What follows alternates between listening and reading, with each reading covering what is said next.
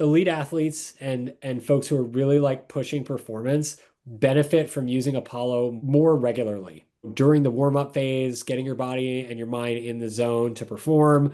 It helps you enter that like performance flow state that we're all familiar with, which is why we all love to exercise so much, right?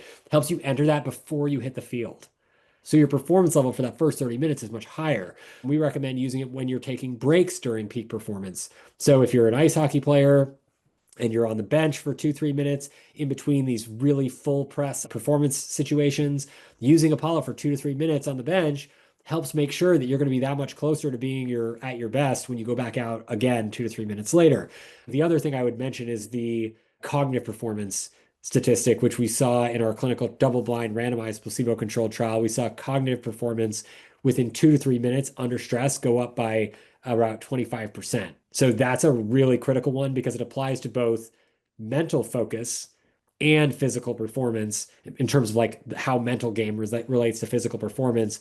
And it's akin to getting like 25% more questions right on a test. That's how much different the performance was with and without Apollo.